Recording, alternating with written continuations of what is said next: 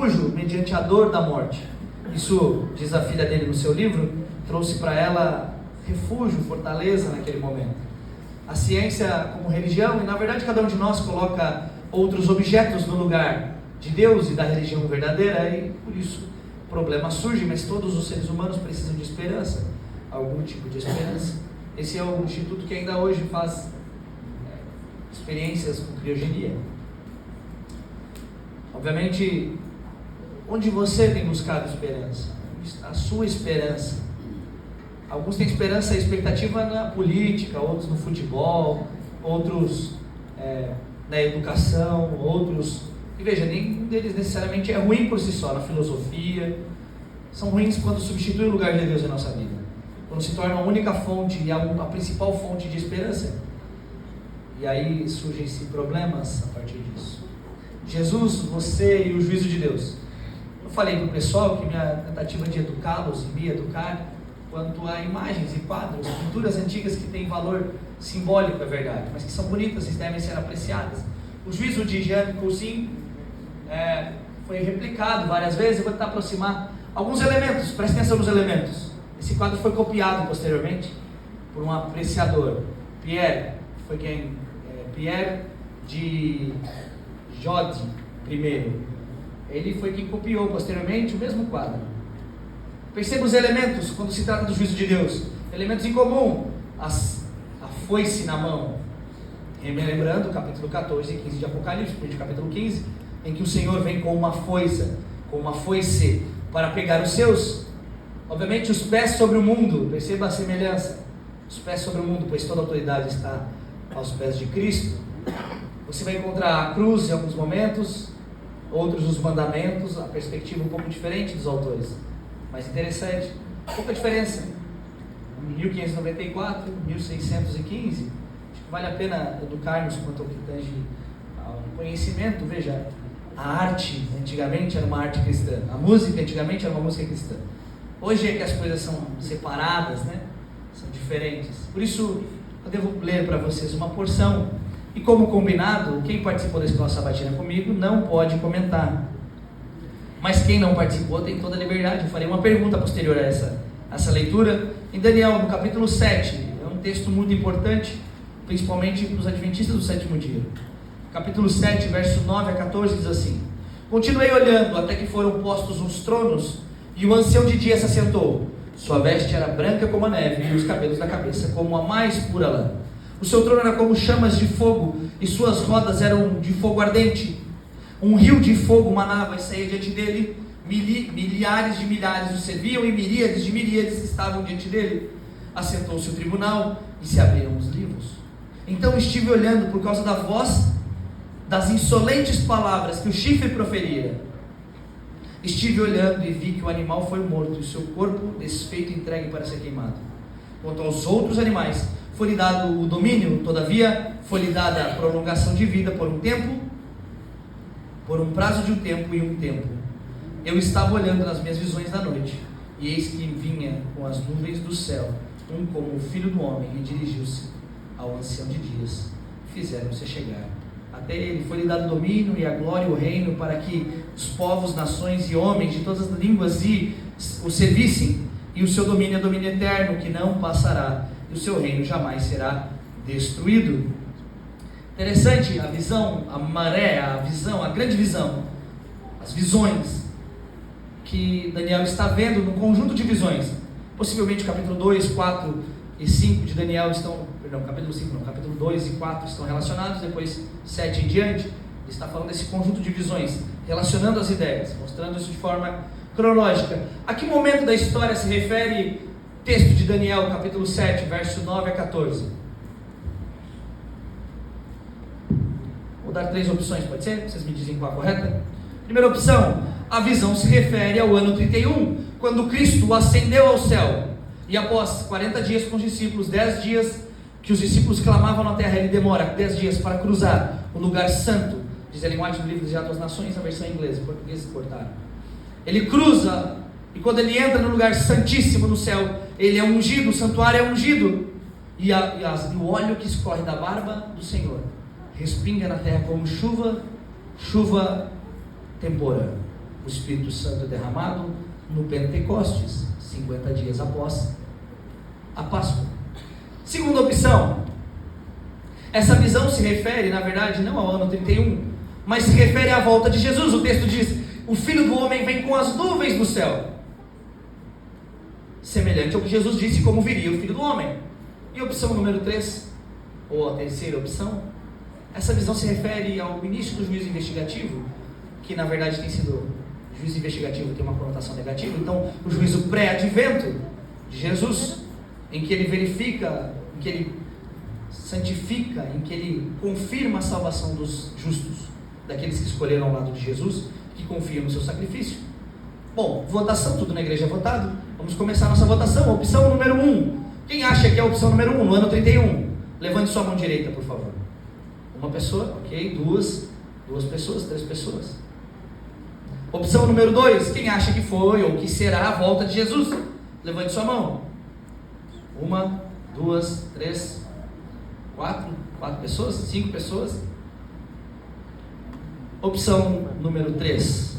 Quem acha que se refere ao juízo pré-advento, que começou no ano de 1844? Levante sua mão direita. Okay. Vou abrir uma quarta opção. Quem acha que não é nada e está só se escondendo aí para não ter que opinar, pode levantar sua mão. Obrigado, Renan. Sempre tem alguém lá, obrigado. Sempre tem gente corajosa. Pablo, não tem problema não. Tiago, não tem problema não. Veja, essas discussões são importantes a respeito do juízo. Há pouco tempo atrás, não muito, menos de 60 anos, alguém disse: não, isso se refere ao ano 31. Por isso 1844 se tornou o quê? Bom, é uma jogada de marketing do adventismo. Eles só estavam, escondendo o jogo para não dizer que não sabiam responder as perguntas da época. Esse homem se chama Desmond Ford. E Desmond Ford trouxe alguns problemas para a igreja. Bom, não se refere ao ano 31 pelos motivos óbvios. Eu vou explicar para você posterior. Esses são os que eu vou apresentar mais. Mas no ano 31, de fato, Jesus entra no lugar santo, no santuário. E não só no lugar santo, mas no lugar santíssimo. Semelhante a Moisés, que em Êxodo 40, versos 9 a 11, vou até confirmar para você, se você tiver a chance de anotar, compare depois essa perspectiva. 49 do verso 9, 40, Êxodo 40, do verso 9 a 11, se refere ao momento em que Jesus é entronizado no céu. E quando ele é entronizado, ele entra no lugar santo. E como foi no santuário, aqui na terra as coisas são ungidas, de dentro para fora. O santuário ganha uma nova função, não mais doxológica, mas agora uma função soteriológica. O sacrifício de Jesus será ministrado naquele lugar. Jesus começa então a partir daquele ano uma função. Qual é a sua função? Sacerdote, intercedendo pelo povo. A segunda opção seria a volta de Jesus. Ela é interessante. Giri Moscala, o pesquisador adventista, talvez hoje um dos nomes da Universidade da Andrews, a Andrews University, ele fala que o primeiro passo de Jesus para vir aqui para essa terra, o primeiro passo de Jesus, na verdade, é em direção ao santuário, ao lugar santíssimo. Para que ele possa vir, o juízo tem que ter terminado. E para que o juízo começasse, ele deveria entrar no santíssimo. Então, existe sim uma relação, mas essa não é uma relação direta. O evento descrito em Daniel capítulo 7 é o evento do juízo investigativo, é óbvio. Jesus abriu os livros. O Pai abriu os livros. E quem tem dúvida quanto ao Ancião de Dias, o livro Grande Conflito, se eu não me engano, entre o capítulo 29 ou o capítulo 37 vai falar. Primeiro parágrafo, vai dizer: o Ancião de Dias é o Pai. E o Filho do Homem nós estudamos essa semana, O Filho do Homem é Jesus. Vou explicar para você por que não pode ser o ano 31. Vamos lá. Obviamente, a expectativa das nuvens do céu, como eu afirmei antes. Mas João 5:27, Jesus diz: o Filho do Homem receberá toda a autoridade. E quando é dada essa autoridade? Bom, em 2 momentos. O primeiro momento, ele tem autoridade sobre o juízo, no ano 31, quando ele entra no santuário. E a autoridade para trazer retribuição a todas as coisas será dada após o juízo. Primeira perspectiva, alguns imaginam que é assim, um chifre com boca que fala insolentemente. Ele pensa que é assim, um chifre literalmente com boca. Ou assim, mais ou menos. Pensa no cone do sorvete como um chifre, de cabeça para baixo. Use sua criatividade, me ajuda aí. Foi o mais próximo que eu encontrei. Tentei jogar na internet para ver o que eu encontrar, foi isso que eu encontrei. De forma literal. E a revolta, a rebelião, a ordem do capítulo 7 de Daniel é os animais, depois vem o chifre pequeno, depois do chifre pequeno, a rebelião contra o céu e o juízo. Daniel 7:25 nos auxilia nesse aspecto. Vamos abrir novamente ali, já está em Daniel 7, eu só vou pegar Daniel aqui de novo. Daniel 7, 25. Proferirá palavras contra o Altíssimo, magoará os santos do Altíssimo, cuidará de mudar os tempos e a lei, e os santos lhe serão entregues nas mãos, por um tempo, 2 tempos e metade de um tempo. Obviamente, o juízo só poderia começar, a ministração no santuário celestial, no lugar santíssimo, só poderia começar após a manifestação do chifre pequeno, da rebelião do chifre pequeno. Isso aconteceu no ano 31, sim ou não? Não, vai acontecer posteriormente. De que ano a que ano? Ok? 538, pensando dos 1260 dias. Ou você poderia incluir do ano 508 ao ano de 1798, quando Daniel, no capítulo 12, diz 1335 dias, relacionando os dois textos e dizendo que a partir de Clovis, quando Clovis, rei da França, pega o seu poder e diz assim: eu confio no Papa. O Papa começa a ganhar cada vez mais poder. Ele já não tinha poder religioso, sim, mas o poder agora se torna também político. Por isso o adventismo, dentro da reforma protestante, nós não somos como os luteranos, olha só. Nós somos como os anabatistas. Lutero queria uma reforma de vida ou uma reforma da Bíblia? Uma reforma intelectual só. Vamos mudar os conceitos. Não é transubstanciação, é consubstanciação. Mas os anabatistas diziam: não. Nós queremos mudança da Bíblia, mas também mudança intelectual, é óbvio, mas também uma mudança de vida. Queremos viver a palavra de Deus. E eles diziam: igreja e Estado, quanto mais longe, melhor. Nos nossos dias tenho ouvido pessoas dizendo: igreja e Estado cada vez melhor. Não, amigos, não se esqueçam. A conflação, a junção entre igreja e Estado é o que formará a imagem da besta. O irmão há pouco tempo pregou aqui sobre a necessidade de estudarmos as profecias. Essa necessidade é cada vez mais real. Daniel 8 segue a mesma estrutura, só que agora ele corta o primeiro animal e ele vai falar: e ele vai usar uma linguagem mais do templo, é verdade também. Então, existem 2 animais, um carneiro e um bode, eles brigam, os 2 morrem. Desses animais surge posteriormente um chifre, e desse chifre, novamente rebelião, e da rebelião, então, juízo. Qual o juízo? Daniel 8, verso 13. O que diz em Daniel 8, 13?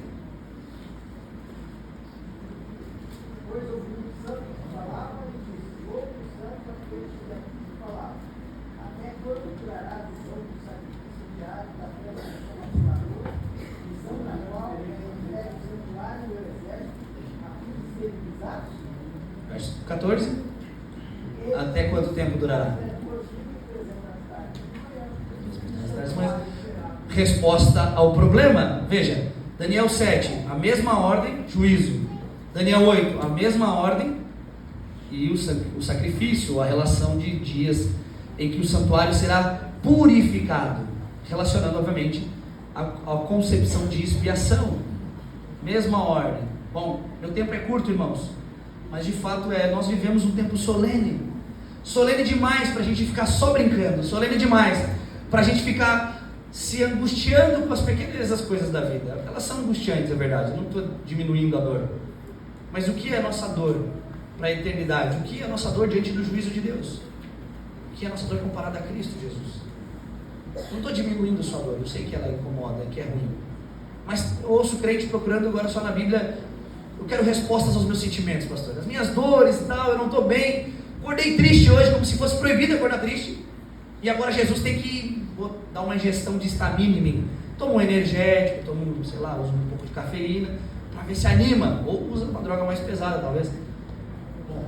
Essas discussões não fazem sentido à luz da volta de Jesus.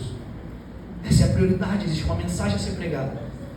O Cristo está nesse momento ministrando no santuário, e a partir de 1844 ele começou o seu juízo pré-advento, assumindo não uma função somente, mas agora exercendo 2 funções no santuário. Ele é sacerdote, porque para ser sumo sacerdote também tem que ser sacerdote. O que Arão fazia nos dias que ele não era sumo sacerdote, ele ficava só de boa, pastor, deixava os filhos dele trabalhando e ele ficava: tem que fazer, não, sumo sacerdote é sacerdote. Jesus agora exerce uma dupla função, respondendo, é óbvio, como sempre, o adventismo responde atrasado. Nós estamos respondendo hoje as perguntas de Desmond Ford, 60 anos atrás. Jesus também fala de sinais na sociedade. Mateus capítulo 24, versos 6 a 8, nós temos tempo de ler, você conhece. Esses sinais se manifestam no momento que Jesus fala, ele fala no período da história em que existe paz. Roma trouxe paz, o primeiro império a trazer relativa paz ao mundo. Roma era tão conscienciosa, tão preocupada com a paz, que se você ameaçasse acabar com a paz de Roma, ele ia te matar, te destruir. Então, você está achando engraçado, mas era a forma de Roma lidar. Bom, pensa no caso de Jesus, está trazendo incomodação, os judeus vão se incomodar, e Pilatos, nós vamos dizer para César que você está apoiando esse tipo de coisa, hein? Não, é paz, mata esse homem aí, vamos resolver isso aí. Mas, cada vez mais a guerra se torna presente, não? Números aproximados, o nazismo matou aproximadamente 21 milhões de mortos, de pessoas, né? 21 milhões de pessoas. Muito ou não? Muito. A União Soviética, especula-se que o Holodomor, 94 milhões de mortos. Muito ou pouco? Muito. Guerras presentes, pouco tempo isso aconteceu. Aqui perto, em 94, quem já assistiu o filme Hotel Ruanda? Levanta a mão aí, me ajuda aí. Hotel Ruanda, obrigado, uma meia dúzia assistiu. Ótimo filme. O ator principal, o ator não, né? O personagem que o ator interpreta é José Sarabinga, uma coisa assim, o nome dele é bem grande. É um adventista, certo? Hotel Ruanda, usaram-se o método, a dialética materialista histórica, disseram o seguinte: vamos dividir para conquistar. Basicamente, Karl Marx explica que a história é divide e conquista. Então, para que não aconteça mais isso, um grupo tem que tomar conta e virar só um grupo. Todo mundo se torna proletariado, todo mundo se torna burguês. Depende de quem conta a história. Veja, eles fazem isso, separam os negros, dizem, esse negro aqui é mais escuro, tem o nariz mais largo e é mais inteligente. Parabéns, você é o Hutu, você é o dono do negócio. E você aqui quem é menos inteligente, você não é tão negro, seu nariz é menor. Bom, você vai ser os Tutsis. Com o tempo, o que acontece? As mentiras que os outros contam se tornam verdades, né? Não é assim que a Alemanha nazista contou, né? Bom, esses povos crescem filhos das mesmas famílias. Não tinha diferença nenhuma, não tem diferença genética. Crescem se odiando. E aí quando os Tutsis tomam poder, o que eles fazem? Bom, como todo mundo que odeia o seu inimigo, eles destroem. Foi 1 milhão de mortos aqui do nosso lado, gente. 94, um ano antes de eu nascer praticamente. A ONU disse, nós não podemos botar a mão. Por que a ONU não podia botar a mão? Assim como ela não pode botar a mão na Ucrânia, né? Por quê? Porque não importa para eles, entende? Briga de vocês, resolvam aí. Não é problema nosso. Quantas pessoas morrem? E a gente se surpreende, né? Com as guerras e a Ucrânia, etc. Isso parece... de vez em quando os adventistas acordam assim, né? A gente ama isso aí. A gente acorda e diz, meu Deus, está acontecendo uma guerra, Jesus vai voltar. Quantas pessoas morrem de fome por ano? Por dia. Você sabe quantas pessoas morrem no mundo?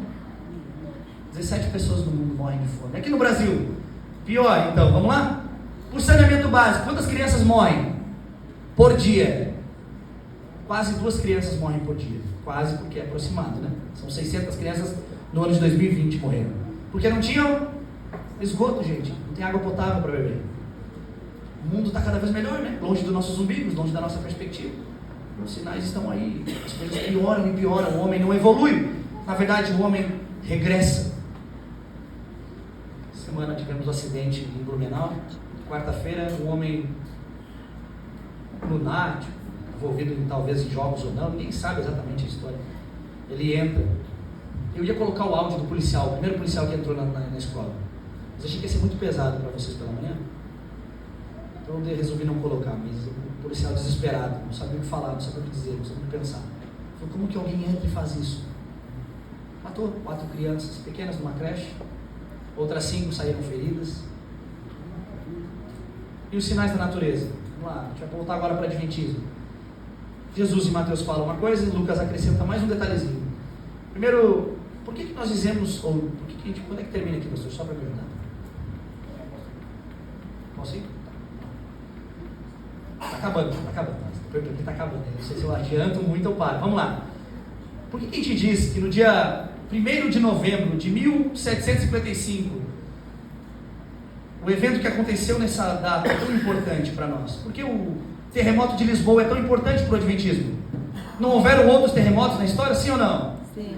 Houveram que mataram mais gente, aí foram aproximadamente 40 mil pessoas. A gente teve aqui em 2010 do lado, aqui no Haiti, 2010 foram 75 mil mortos num terremoto. Por que esse terremoto é tão importante? Não é porque uma ação na natureza por si só, mas os efeitos que essas atitudes tomaram, os efeitos que essas catástrofes deram. Você sabe o que acontece a partir de 1755? O que surge? Por que não havia no mundo que surge posterior a isso? Alguém sabe? Surge um grupo que diz assim, olha, a nossa mente está sendo iluminada, a gente consegue enxergar melhor as coisas. Na verdade, Deus não existe. A besta que surge do abismo em Apocalipse, 1755. O ateísmo surge a partir daí, com força. Pensadores como Voltaire, Friedrich Nietzsche, Sartre, posteriormente vão escrever pensando nisso aqui. Voltaire escreveu um livro, o Cândido de Voltaire, ele conta como foi ele presenciando isso aqui. Ele conta como se fosse outro personagem, mas ele vivenciou isso aqui. As igrejas ruindo e os bares inteiros. Que Deus é esse que mata os fiéis e deixa os ímpios vivos? O ateísmo surgindo. 1755. Posteriormente, em 15 de maio, deixa eu só confirmar, 19 de maio de 1780, tivemos um eclipse. Qual o efeito desse eclipse? Principalmente nos Estados Unidos e na Europa. Reavivamento espiritual. O eclipse surge, José Bates conta, José Bates não, um relato de Gibbon conta como foi a experiência de ver isso aí. Ele diz, era meio-dia e os animais estavam indo se deitar. Você já leu essa passagem? A imagem reproduz exatamente igual. Meio-dia os animaizinhos deitando para dormir, as galinhas indo para o puleiro. O que acontece depois disso? Isso vai dar as margens, as bordas do que seria o reavivamento de 1844. Bom, a queda das estrelas, esse sim, José Bates viu, dia 13 de novembro de 1833, José Bates olha e ele vê, e ele mesmo conta, que ele foi reavivado, e não somente ele, os Estados Unidos inteiro. Reavivado por quê? Porque as estrelas do céu estão caindo. Movimentos da natureza que trazem repercussões religiosas, assim como os movimentos que nós vimos anteriormente, a guerra, etc., que está envolvido com religião. Bom, Lucas, no capítulo 21, verso 11, Lucas acrescenta uma palavra que não tem nos outros textos. Haverão epidemias. Covid não é a última delas, não é o sinal da besta, o chip, etc., essas coisas que a gente normalmente consome na internet. Na verdade, Covid é só uma repercussão daquilo que é natural. Já houveram outras epidemias, e todas elas trazem consigo esse reavivamento, suposto reavivamento, não? Interessante, eu e minha esposa conversávamos no começo da pandemia. Minha esposa pediu para não degredir mais a imagem dela aqui na frente. Quem estava durante a semana sabe. É que a gente conversa muita coisa, e veja, ela é a pessoa mais próxima de mim, então as histórias surgem dos nossos diálogos. Nós conversávamos, no começo da pandemia, andávamos, minha esposa perguntou, mas amor, não seria Covid a sacudidura? Eu falei, eu acredito que não, mas só o tempo dirá. Não foi a sacudidura, talvez não a final, não a verdadeira, não a única e a última, mas de certa forma separou, não? Quantos rostos não veem mais? Quantos irmãos nossos se perderam e foram embora? Não pela morte, pela apostasia, pelo erro. Estavam tão desacostumados a estar na presença de Deus, que a pandemia veio e não precisaram mais vir à igreja, esqueceram que existe um Deus. Permaneceram fora, para sempre, eternamente, até a volta de Jesus. Sinais no cristianismo, cuidado, não são sinais no mundo religioso, são sinais no cristianismo, Jesus escreve. São entre nós, profetas, do nosso meio. Pedro depois vai repercutir esse mesmo texto, falando, surgiram falsos profetas, surgirão falsos mestres também.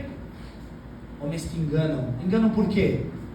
Alguns crentes, talvez aqui não no nosso meio, né? Mas você vai encontrar gente assim, de fora, que diz assim, eu não consigo acreditar em Deus, porque o pastor é tudo ladrão, meu avô era assim. Olha a ironia da vida, né? O neto dele agora é pastor, né? Ele mudou um pouco a perspectiva, pelo menos para a igreja adventista ele abriu uma exceção, porque ele conhece o neto que tem. Mas interessante, a gente parece que tirou da cartola quando alguém diz assim, olha só esses pastores roubando dinheiro, que novidade, que grande notícia que você descobriu. Leia 2 Pedro, capítulo 2, do verso 1 ao 13, Pedro diz, esses homens movidos por avareza têm feito comércio da igreja. O cristianismo sempre foi o maior crítico do próprio cristianismo. A fé cristã sempre olhou para si. Você sabe por que a gente, como protestante, não aceita livros apócrifos e pseudepígrafos? Pseudepígrafo é pseudo, falso, e epígrafo, falso escritor. Ou seja, eu digo que fui eu que escrevi, mas não fui eu que escrevi. Vou melhorar para você. Eu vou escrever e assinar minha carta dizendo, Paulo escreveu isso, mas não foi Paulo que escreveu. Sabe quem foram os primeiros a rejeitar esse tipo de carta? A própria igreja. E a igreja não só rejeitava o texto que o cara escreveu, mas rejeitava o cara e mandava o seguinte, se você quer mentir aqui dentro, você pode ficar à vontade para ir lá para fora. Diferente dos nossos dias, né? A gente parece convidar algumas pessoas, não, menta aqui dentro para nós, isso aqui no púlpito, entregue para nós. Nossa esperança, onde está a nossa esperança, irmãos? Uma vez fui confrontado com o testemunho de Jeová, não existe um texto na Bíblia que fale da volta de Jesus, que Jesus tinha dito assim, eu vou retornar uma segunda vez. Bom, realmente, se você vai pensar de cabeça, você vai pensar em alguns textos, mas 2 Tessalonicenses, difícil, o verão dos ares, mas o que ele quer dizer com ares? O testemunho de Jeová vai dizer para você. Mas o texto de Jesus, conversando com a minha avó, né? Minha avó testemunho de Jeová, perguntou, mas não tem um texto que fale, bom, o que diz João capítulo 14, verso 1 a 3? Não se turbe o vosso coração, credes em Deus, credes também em mim. Na casa de meu pai há muitas moradas, se assim não fosse, eu vou, teria dito, pois vou preparar-vos lugar. E quando eu for e vos preparar lugar, eu voltarei e vos receberei para mim mesmo, para que onde eu estou estejais vós também. Nossa esperança não está limitada a essa vida. E hoje é um dia especial para nós. Quais as nossas conclusões? Bom, nós estamos num período diferente. Nós estamos vivendo o tempo do fim ou o fim dos tempos? Não. Quem é da nossa batida não pode falar. Tem diferença entre uma coisa e outra, sim ou não? Sim ou não?